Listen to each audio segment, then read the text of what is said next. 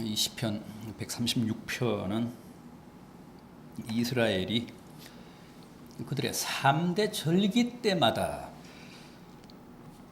부른 감사의 노래입니다. 그래서 아주 유명합니다. 이스라엘의 3대 절기 어떤 겁니까? 우선 맥추 감사절이 있잖아요. 맥추 감사절인 오순절 혹은 칠칠절이라고도 하고 초실절이라고도 합니다. 그 다음에 출애굽을 감사하는 유월절이 있잖아요. 그리고 오늘 우리가 지키는 이 추수감사절을 초막절, 장막절 혹은 수장절이라고도 합니다. 추수한 곡식을 수장한다, 저장한다. 그래서 수장절. 초실절, 유월절, 초막절. 이게 유대인들의 3대 절기인데 그 절기 때마다 잊지 않고 꼭 부른 노래가 바로 이 시편 136편입니다. 어떻게 불렀습니까? 유대인들은 대개 레위인들로 구성된 성가대에서 찬양을 합니다. 그런데 절기 때 부르는 이 시편 136편만큼은 레위인 성가대가 부른 게 아니라 예배를 집행하는 집례하는 제사장과 그 예배에 참여하는 백성들이 함께 불렀습니다. 레위인이 제사장이 그 앞소절을 선창을 하면 백성들이 그 뒷부분 후렴을 재창을 합니다. 그래서 이 136편을 온 백성과 감사의 예배를 집례하는 제사장이 함께 불렀습니다. 오늘 우리도 한번 그렇게 옛날 이스라엘 백성들이 불렀던 식으로 재창을 해보도록 하겠습니다. 제가 먼저 앞절을 이제 선창을 하면 여러분들이 함께 그 인자하심이 영원하미로다 하는 후렴을 합창하는 방식으로 10절에서 마지막 26절까지 함께 교독해 보겠습니다. 준비되셨습니까? 준비되셨나요? 네. 10절부터 마지막 26절까지 함께 감사의 합창을 하나님께 올리겠습니다. 애굽의 장자를 치신 이에게 감사하라. 네, 그렇게 하는 겁니다. 이스라엘을 그들 중에서 인도하여 내신 이에게 감사하라. 강한 손과 펴신 팔로 인도하여 내신 이에게 감사하라. 홍해를 가르신 이에게 감사하라. 이스라엘을 그 가운데로 통과하신 이에게 감사하라. 바로와 그의 군대를 홍해에 엎드러뜨리신 이에게 감사하라. 그의 백성을 인도하여 광야를 통과하게 하신 이에게 감사하라. 지금 기운이 떨어지고 있습니다. 큰 왕들을 치신 이에게 감사하라. 유명한 왕들을 죽이신 이에게 감사하라. 아모리인의 왕 시온을 죽이신 이에게 감사하라. 바산 왕 옥을 죽이신 이에게 감사하라. 그들의 땅을 기업으로 주신 이에게 감사하라. 곧 그 종 이스라엘에게 기업으로 주신 이에게 감사하라. 우리를 비천한 가운데서도 기억해 주신 이에게 감사하라. 우리를 우리의 대적에게서 건지신 이에게 감사하라. 모든 육체에게 먹을 줄 것을 주신 이에게 감사하라. 하늘의 하나님께 감사하라. 아멘. 감사합니다. 이런 식으로 이스라엘 백성들은 절기 때마다 하나님께 감사의 합창을 바쳤습니다.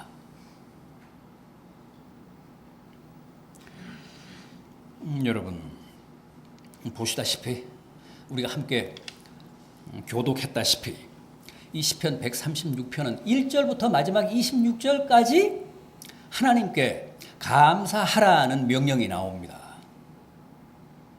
무슨 뜻입니까? 이 시편 136편에 1절부터 마지막 26절까지 26번이나 감사하라는 명령이 나옵니다. 무슨 뜻이라고요? 날마다, 순간마다, 호흡마다 평생을 그렇게 감사하며 살라는 뜻입니다.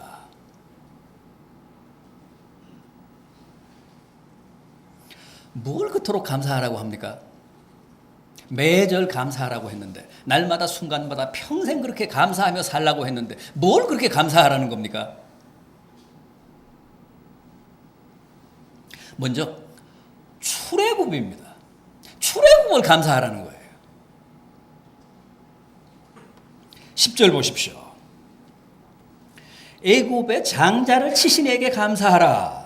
11절 이스라엘을 그들 중에서 인도하여 내신 이에게 감사하라. 12절 강한 손과 펴신 팔로 인도하여 내신 이에게 감사하라. 13절 홍해를 가르신 이에게 감사하라. 14절 이스라엘을 그 가운데로 통과하게 하신 이에게 감사하라. 15절 바로와 그의 군대를 홍해에 엎드러뜨리신 이에게 감사하라. 16절 그의 백성을 인도하여 광야를 통과하신 이에게 감사하라.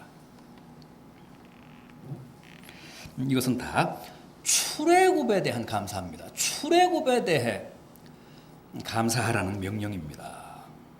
여러분, 우리가 늘 기억하고 한순간도 잊지 않고 감사해야 할 감사 품목 제1호, 우리의 감사의 영순위, 그게 바로 출애굽입니다.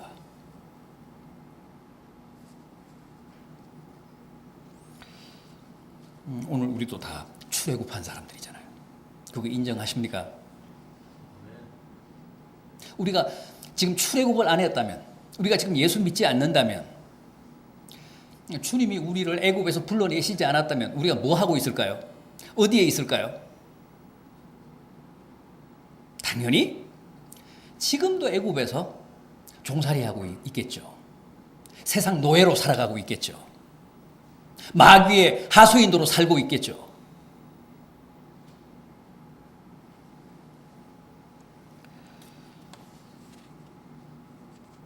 그래서 하나님은 우리에게 언제 어디서나 평생 출애굽을 감사하라고 하십니다. 주님이 우리를 애굽에서 다 불러내셨잖아요. 그래서 지금은 애굽의 노예가 아니라, 세상의 종이 아니라 엄연한 하나님의 자녀들이잖아요. 자유인들이잖아요. 우리는 더 이상 노예가 아닙니다. 세상 종이 아닙니다. 하나님의 고귀한 자녀들입니다. 자유인들입니다. 세상에서 이보다 더 큰 은혜는 없습니다. 우리가 평생 잊지 않고 늘 감사해야 할 위대한 하나님의 축복입니다. 그런데 하나님은 우리를 애굽에서 구해내시기 위해 주님을 희생양으로 바쳤습니다. 유월절 희생양으로 바쳤잖아요. 출애굽이 우리에게 감사한 이유입니다. 우리를 출애굽시키시기 위해서 하나님이 당신의 독생자를 희생양으로 바쳤습니다. 주님이 십자가에서 피 흘리셨습니다.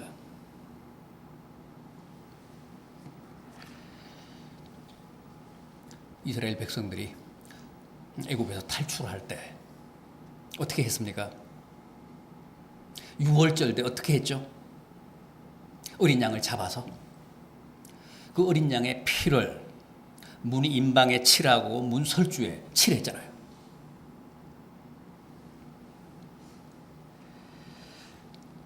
그런데 죽음의 신이 애굽 전역을 돌아다니다가 어린 양의 피가 발린 이스라엘 집의 가정에는 들어가지 않았습니다. 그걸 그냥 넘었다고 했잖아요. 유월했다고 하잖아요. 유월했다. 그냥 넘어갔다. 그러나 어린 양의 피가 칠해지지 않은 애굽 사람들의 집에는 들어가서 다 장자를 죽였습니다. 그게 마지막 재앙이잖아요. 그게 장자 재앙이잖아요. 절대 노예로 부리던 이스라엘 백성들을 놓아주지 않던 바로가 그 마지막 재앙 때문에 항복했잖아요. 백기를 들었잖아요.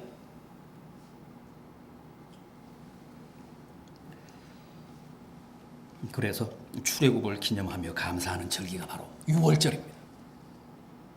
죽음의 신이 이스라엘 백성들의 집은 그냥 유월했다. 넘어갔다. 어린 양의 피가 칠해진 이스라엘 집에는 들어가지 않았다. 피가 없는 애굽 사람들의 집에만 들어가서 장자를 죽였다. 그 사건을 기념하는 절기가 유월절입니다.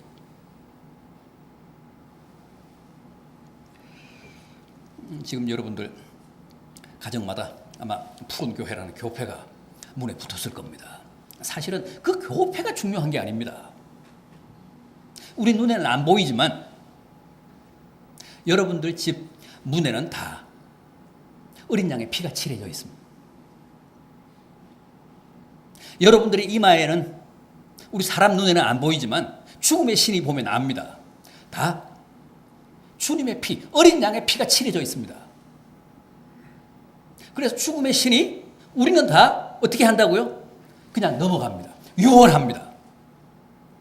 어린 양의 피, 예수 그리스도의 피가 보혈이 칠해진 여러분들의 가정은 죽음이 다 그냥 넘어갑니다.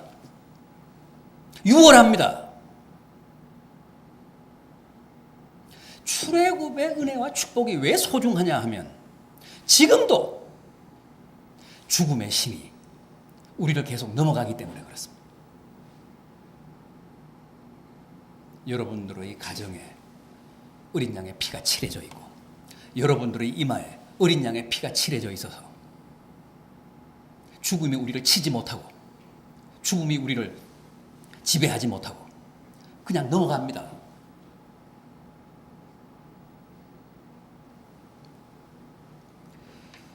그래서 우리는 평생 출애굽의 은혜를 잊어서는 안 됩니다. 우리를 출애굽시키시기 위해 주님이 희생양이 되셨습니다. 그 주님의 보혈이 지금도 우리의 이마에 칠해져 있고 여러분 집 인방에 설주에 칠해져 있습니다. 올해도 죽음의 신이 여러분 가정을 다 넘어간 거예요. 그래서 우리가 건강하게 큰 문제 없이 오늘 이 자리에까지 이렇게 된 겁니다.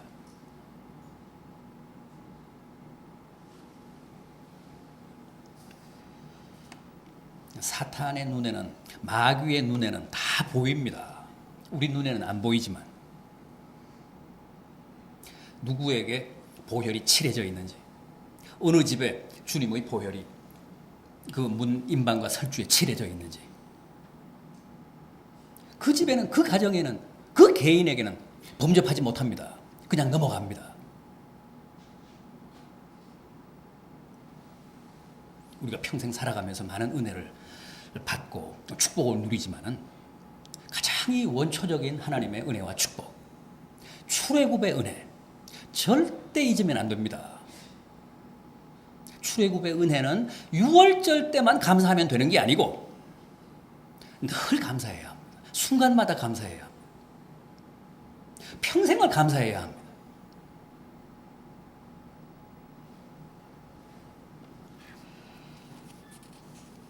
다음은 기업입니다. 기업 기업을 우리에게 주신 하나님께 감사하라는 겁니다. 이것도 아주 본질적인 감사입니다. 원초적인 감사입니다. 17절 이하 보십시오. 큰 왕들을 치신 이에게 감사하라. 18절 유명한 왕들을 죽이신 이에게 감사하라. 19절 아모리인의 왕 시혼을 죽이신 이에게 감사하라. 20절 바산 왕 옥을 죽이신 이에게 감사하라. 그들의 땅을 기업으로 주신 이에게 감사하라.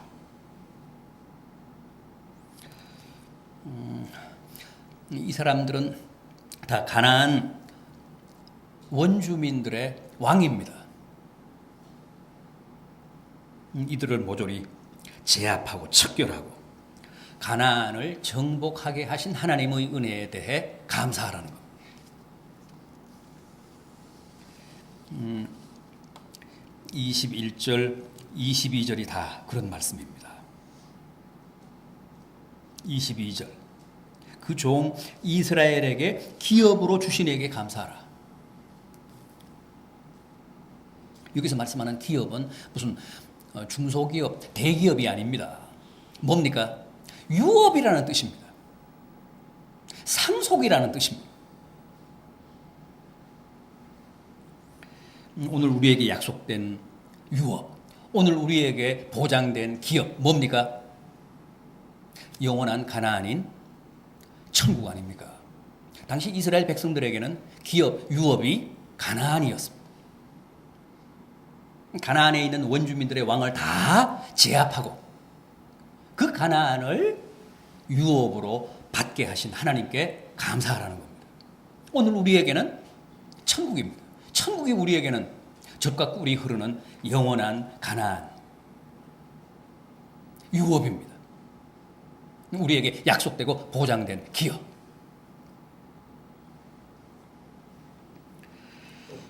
여러분, 우리를 출애굽시키시고 또 가나안을 약속하사 천국을 유업으로 받을 당신의 상속인이 되게 하신 주님의 은혜. 얼마나 위대합니까? 그럼에도 의외로 이 천국의 유업에 대해 덤덤한 사람들이 많습니다. 별로 감동을 받지 못하는 사람들이 많습니다.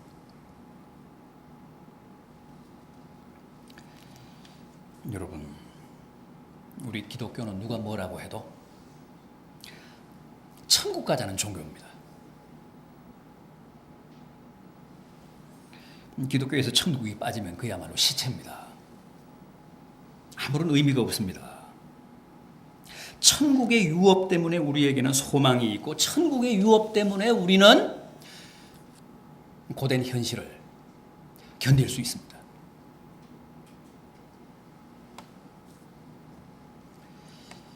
제발 고상한 척하는 사람들의 헛된 소리에 속지 마십시오.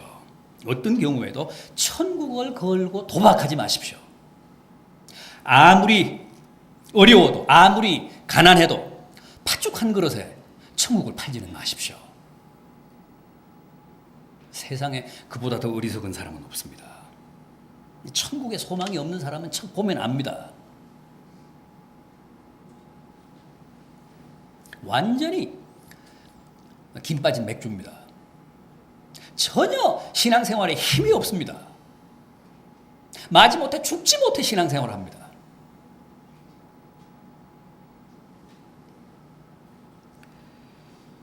여러분, 감사생활도 절대 억지로 안 됩니다. 하라고 해서 되는 게 아닙니다. 근본적으로 이 기업에 대한, 이 유업에 대한 소망이 있어야 합니다.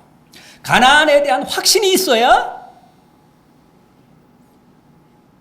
감격이 있고 또 자발적으로 주님께 감사하며 살게 됩니다.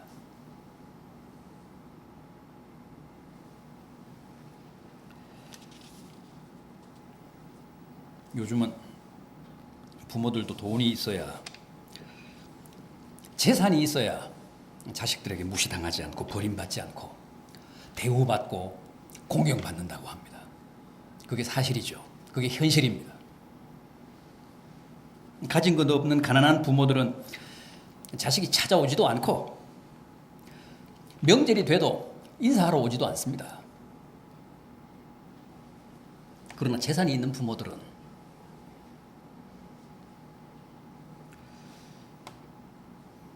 안 줘도 되는데 용돈도 많이 드리고 주말마다 찾아와서 외식도 시켜드리고 1년에 몇 번씩 해외여행도 시켜드리고 자식들이 그렇게 부모를 잘 섬깁니다. 잘 모십니다. 왜 그럴까요? 가진 부모들의 자녀들이 그렇게 다 효자여서 그렇습니까? 그게 아니죠. 부모의 재산을 노리는 겁니다. 어떻게든 잘 보여서 유업을 상속받자는 수작입니다. 가난한 부모는 아무리 잘해봤자 자기가 상속받을 재산이 없으니까 개무시하는 겁니다.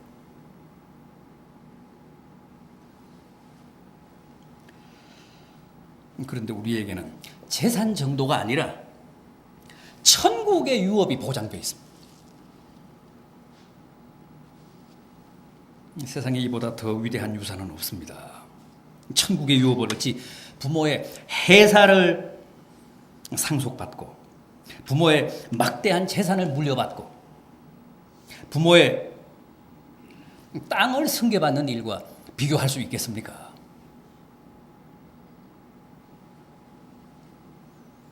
부디 우리의 영원한 행복인 천국의 유업을 감사하시며 기뻐하시며 대망하시며 사시는 성도들 되시기를 바람하지 않습니다. 또 있습니다. 일용할 양식입니다. 일용할 양식을 감사하라고 합니다. 25절 보십시오. 모든 육체에게 먹을 것을 주신 이에게 감사하라.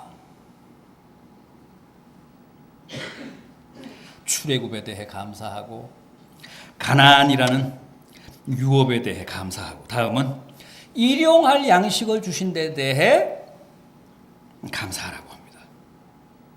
이를테면 출애굽은 과거의 은혜에 대한 감사입니다. 또 가나안은 미래의 기업에 대한 감사죠. 그러나 일용할 양식은 현재에 대한 감사입니다. 올해 우리에게 베풀어 주신 하나님의 은혜에 대한 감사합니다. 이스라엘 보십시오.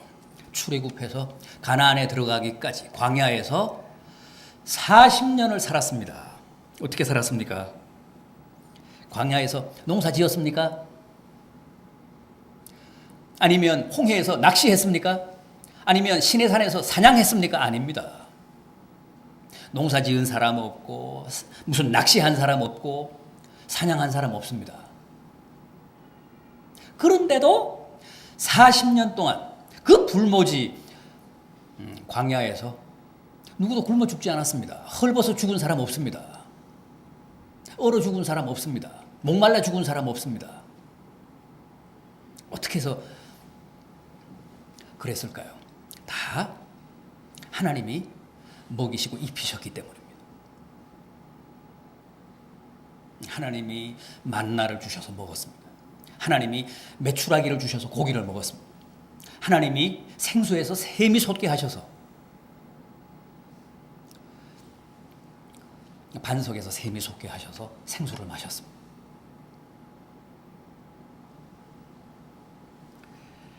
다 하나님이 그들을 보호하시고 그렇게 먹고 마시게 한 겁니다.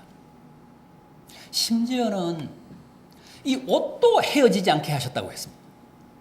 40년 전에 애굽에서 입고 나온 옷을 가나안에 들어가기까지 입었습니다. 이게 낡지 않게 하신 거예요. 밤낮으로 유랑했잖아요. 행군했잖아요. 그런데도 하나님이 그들의 발이 부르트지 않게 해주셨다고 합니다.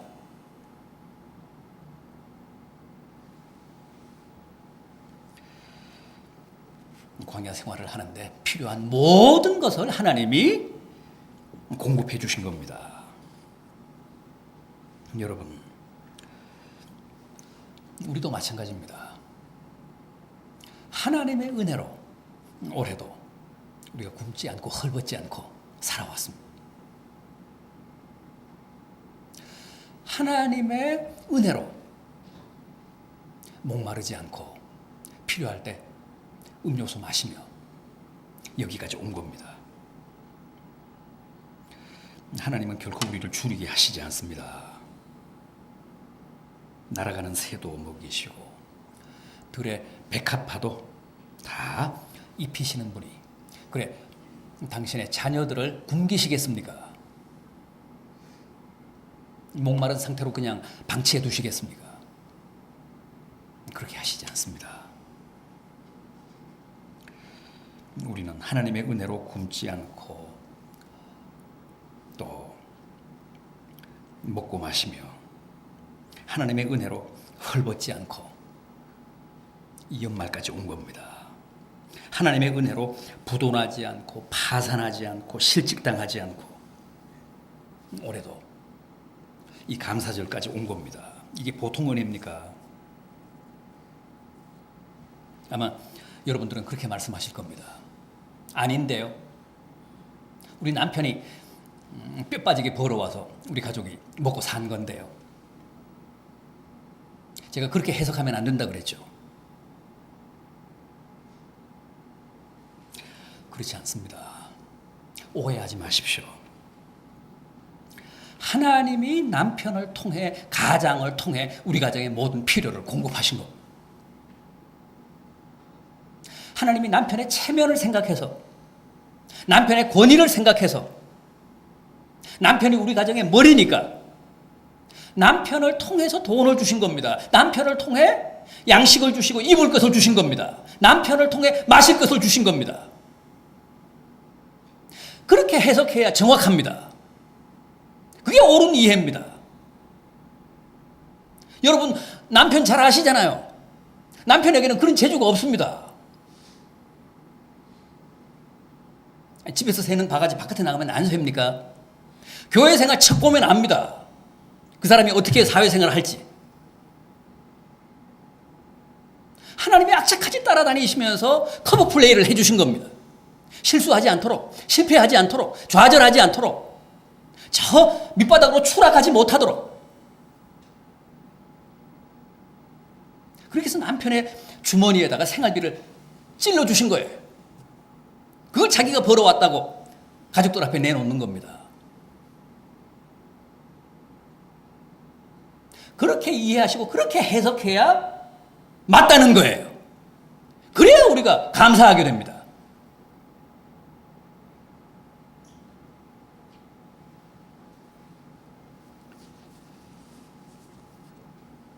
주님이 도우시고 지키시고 주님이 필요할 때 은혜를 베푸셔서 올해도 가장을 통해 하나님이 우리 가정을 붙들어 주셨습니다.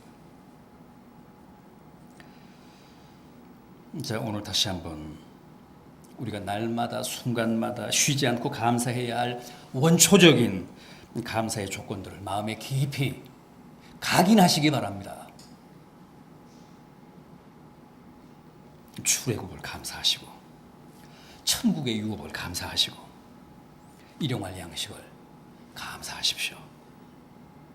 그래야 여러분들의 삶이 더 풍성해집니다. 생각해 보십시오. 하나님은 온갖 은혜와 온갖 축복을 다 베풀어 주시는데 우리에게는 아무런 메아리가 없습니다. 얼마나 실망스럽습니까? 얼마나 주님이 좌절이 되시겠습니까? 그러나 우리에게 베풀어 주신 은혜에 대해 우리가 민감하게 반응을 보이며 감사하면 하나님이 어떻게 하신다고요? 신이 나서 오버하십니다. 신이 나서 더 많은 은혜와 더 많은 축복을 부어주십니다. 보람이 있으니까. 우리의 그 감사를 통해 주님이 기쁨을 누리시니까. 이쁜 자식에게는 많이 주잖아요. 그래서 다음 해에는 올해보다 더 많은 은혜와 축복이 여러분 개인과 여러분 가정에 넘치시기를 진심으로 기원합니다.